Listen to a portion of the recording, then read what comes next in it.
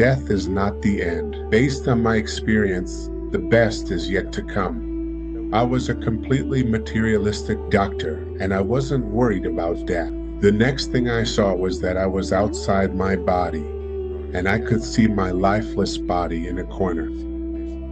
Then I looked to my right, and there was a being of light, twice as tall as a normal person, with a very majestic presence. But now I understand that he was there to comfort the distress I was about to experience, as I'm about to explain.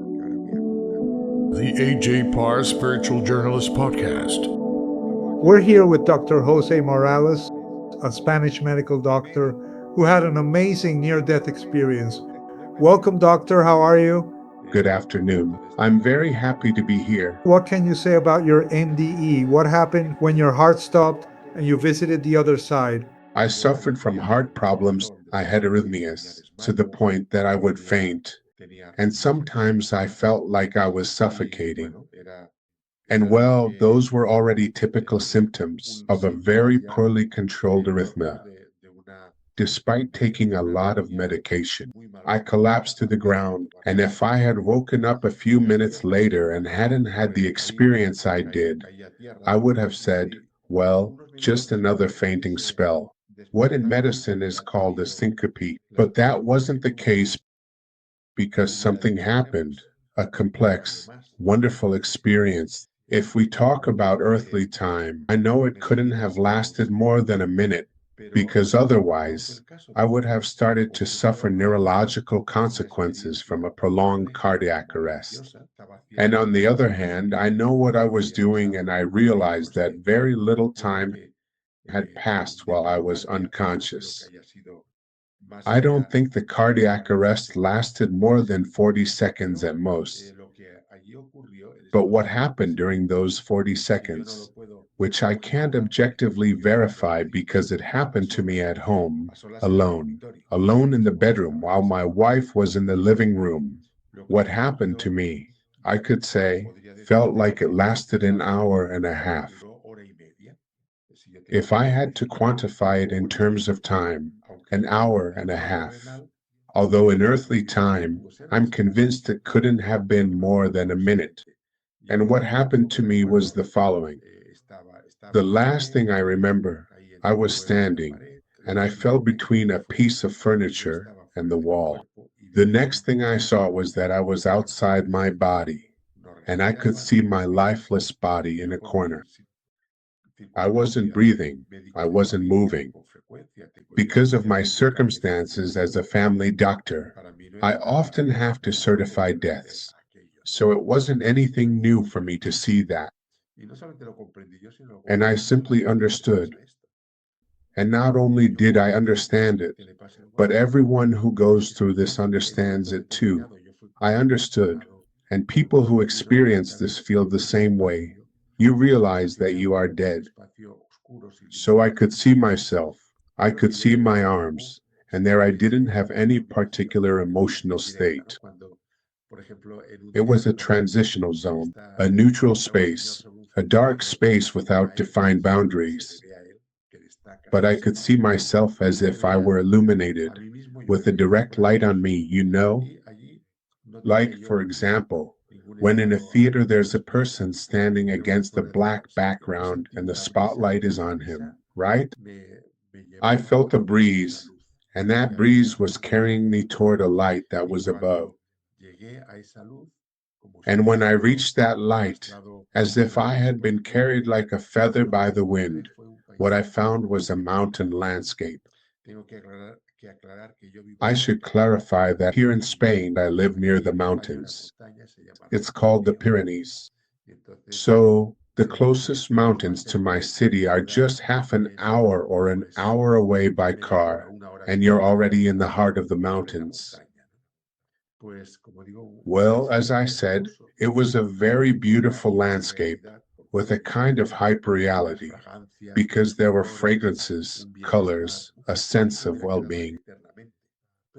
I would have stayed there forever, but that place wasn't meant to be stayed in, because little by little it started to fade away, and what I was left with was a white, neutral space, where I looked to my left And there I saw a dear friend. I lost him when I was about 20 years old. Now I'm 65. Well, as I said, I lost him. At the time, he couldn't see, not because he was blind, but because of a brain surgery. He had many physical difficulties because he had undergone surgery for a brain tumor and was left with after effects. He had a deformation in his skull, but I saw him at his best, attractive, radiant. Look, on one hand, I knew telepathically how he felt inside, and it was a great joy at seeing me, just as I felt. But on the other hand, he had a serious tone and was almost avoiding my gaze. Instead of telling me to hug him, what he conveyed to me was, "Don't hug me. You won't be able to come back." I didn't understand that at the time. Later I did, but in that moment it was very shocking to me. Then I looked to my right, and there was a being of light, twice as tall as a normal person, with a very majestic presence, without moving at all. I constantly felt compassion from this being of light. It was a kind of angel without wings. I'm a Christian, I'm Catholic. And so what I saw was the idea a child has of an angel, but without wings and elongated, like one of those decorative figurines. Its face radiated love to me, and its mission there, as I understood later, was to calm me, to welcome me, to embrace me like a mother would comfort her crying baby, to give comfort, that is, to soothe him. At that moment, everything that had happened to me was good. I mean, I hadn't felt any discomfort before, but now I understand that he was there to comfort the distress I was about to experience, as I'm about to explain.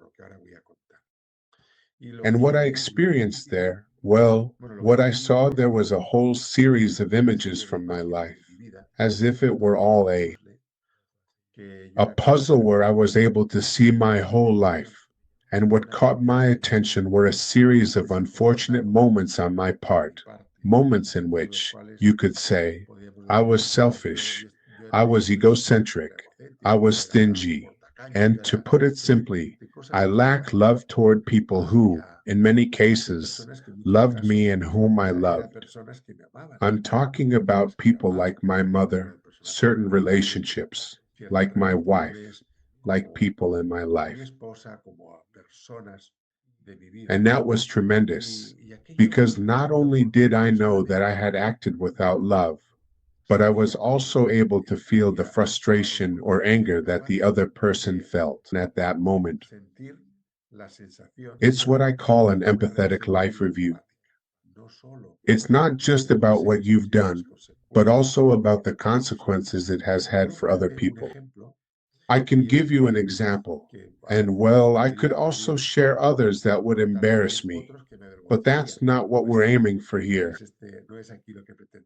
Here's one that I think is pretty neutral.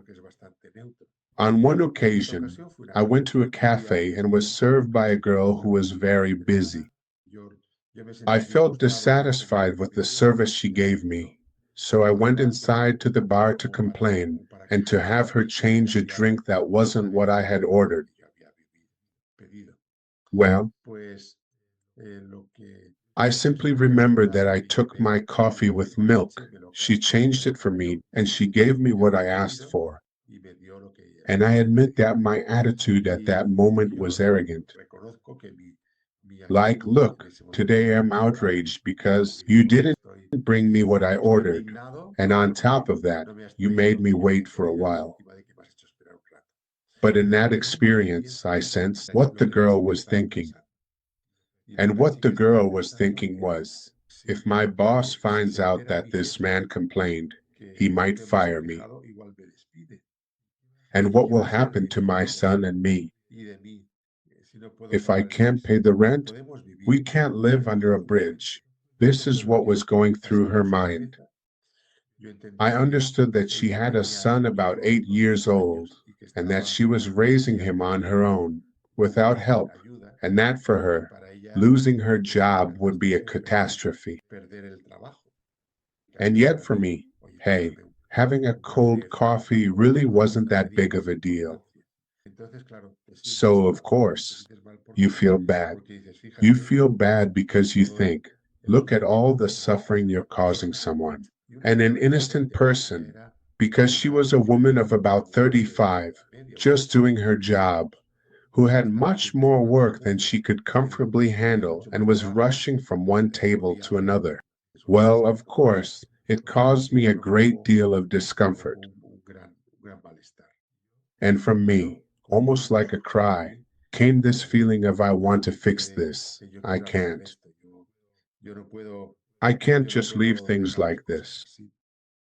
And the being of light, well, in a nonverbal way, what it conveyed to me was, look, if you want, you can go back.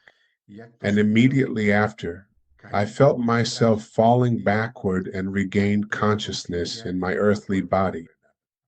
At that point, all that sense of well-being, all that comfort was gone, and I returned to the pain, to the discomfort of my body. When I fell, I hit my back and also my forehead. I wasn't aware of that at the time, but I realized later that, given how the furniture was arranged and everything, it made perfect sense. I had a bump here. And as a result, when I woke up, I was very confused. You don't just wake up with a start, and even less enlightened. I woke up very confused. I lay back down in bed because it happened in my bedroom. How was I supposed to recover from that? During those 6 months, things started to become clearer. This second chance I was given wasn't something to waste. Instead, it was about doing good things, things that would make me a better person or make me wiser, more aware. When I went back to my practice, the first thing that struck me was in all that confusion, I had changed a lot. Quite soon I realized that it had been an NDE, and I devoted myself as if there were no tomorrow to watching ND stories, to reading ND accounts on websites that collect them, to reading books on the subject. What they tell you is that the important thing is not the story of what happened to you, which might seem like a fantasy, but the change that comes afterward. At first, I thought that the life review had only happened to me because it wasn't mentioned in many accounts.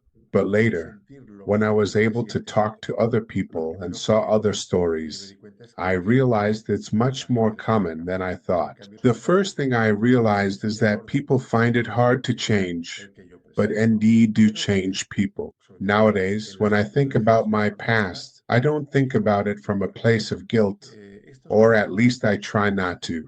I came back with a purpose. And my purpose was, well, it is to help other people. What would you tell someone watching this video who is afraid of dying or recently lost a loved one? A lot of people who write to me say, Doctor, I'm afraid of dying. Well, I mean, you're afraid of dying, and that's very natural because the ego dissolved. If you cultivate your inner self and gain understanding, which can't be forced, you come to realize that death is not the end, but rather a transition to another state. So, of course, death loses all its power over the person. I was a completely materialistic person, even though I say I'm Catholic, that I'm Christian, but I wasn't what you would call a spiritual person, and I wasn't worried about death. And what happened is that, after what I went through, I changed. I changed my way of seeing things, and today I know that I will return, but I wouldn't impose this on anyone. For those who believe this is the end, I have to say, look, if it really is the end, above all, seek comfort, physical comfort, and seek inner peace. Don't leave with hatred. Don't leave with grudges, with debts. If someone has faith, I have a message for that person. Death is not the end. Death is a change from the state you're into a state of transcendence. That's what I believe. And I am moved from one state to another. To people who believe in transcendence, I would say, look, the best is yet to come. You will see your loved ones. You will have a review of your life. But I sense that what one does on the other side is to keep growing. I believe that our consciousness continues to grow in another way that I don't know what it is. But it's reasonable to think that beyond physical death, there is a survival of the spirit, of consciousness. Based on my experience, the best is yet to come. This has been the A.J. Parr Spiritual Journalist Podcast. Please like, share, and subscribe.